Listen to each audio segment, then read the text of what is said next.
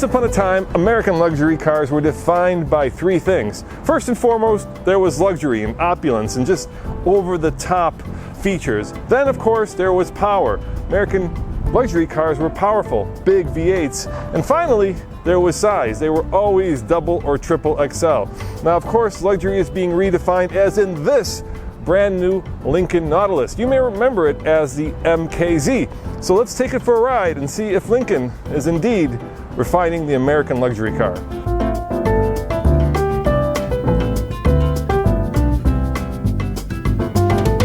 So as you guys probably know, I live in Colorado, and to go from Denver to Phoenix, Arizona is about 1,000 miles. And guess how many turns it takes for me to go from my home basically to Phoenix?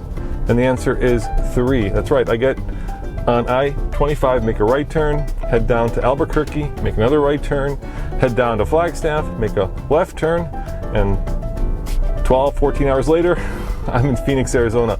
And that kind of straight road, 3-turn, 1,000 miles or 1,600 kilometer route does not exist in Europe. And yet, American car companies, especially luxury car companies, and you know who you are, have been chasing the European, or more specifically German way of building cars specifically for the Autobahn ring. And that's just crazy. Why are we building cars and trying to out-German the Germans? American luxury has never been about going quickly around a racetrack. It has been about opulence, about comfort, and about power. And that's what I like about this car. It brings those virtues back, but it's redone in a more modern way. Where there were cylinders, there are now turbos. Yeah, once upon a time, a V8 was American luxury. Now this car comes with a 2.7 liter twin turbo that puts out 335 horsepower and 380 pound-foot of torque. And it has made it, in this case, to a brand new 8-speed automatic transmission. And of course, luxury is now all-wheel drive.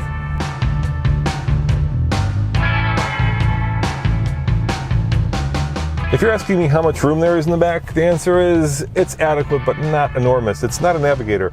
This beautiful panoramic sunroof does cut down on headroom, and of course, these seats are a little tight, but keep in mind, I'm pretty big at 6'2". If you were an average sized person, you'd probably find this space to be adequate.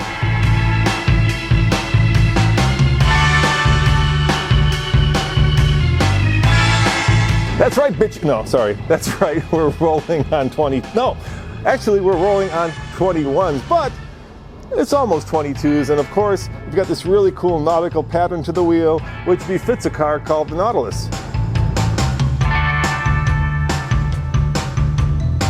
All these things make for a car that I think is helping to redefine American luxury to some extent. Now, has it gotten there all the way? No, there's still a lot lacking in this car. Obviously, I'm not a big fan of the push-button transmission. Most of these materials feel expensive, but for instance, these buttons for the transmission are a little plasticky. The leather seats are supple and very luxurious. I think the color combinations in this one work, you know, and in general, the styling is a little bit over the top.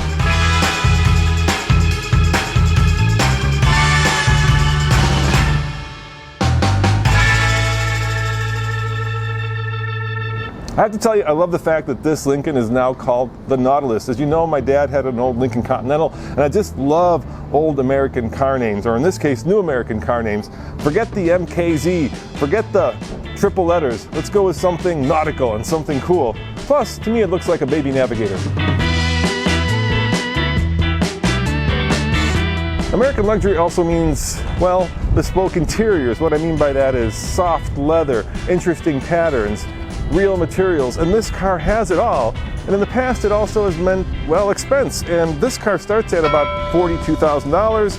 If you get this black label Nautilus, then you're at $57,000, almost $58,000. And this car has tested $66,635. Now that is American luxury. I like this car, but you know, for my money, I'm gonna say if you're gonna go big, go real big. Go for the Navigator. But if you want kind of a baby version of it, one that is 3/4 a Navigator and yet has kind of the same aesthetic and same design and the same feel, then this car, I think, will make you very happy.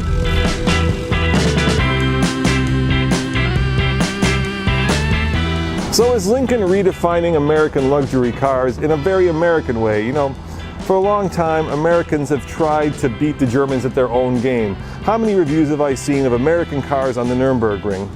You know, that's a little crazy. But this car, at least to me, says America is back. It's not big. It certainly doesn't have a V8, but it is expensive. So maybe 2 out of the 3 things it doesn't have, but it has a real name and it has a real road presence. And it's a car that I think you guys are gonna like. And it's a car that's available in October. So if you're interested in one of these, you don't have long to wait. As always, this is Roman reporting for the Fast Lane Car. Check out tflcar.com for more news, views, and of course, real world American luxury reviews. See you guys next time. Ciao. Get it? Hold on. There we go. Good old American steel. All right, this car's made in Canada, so good old Canadian steel.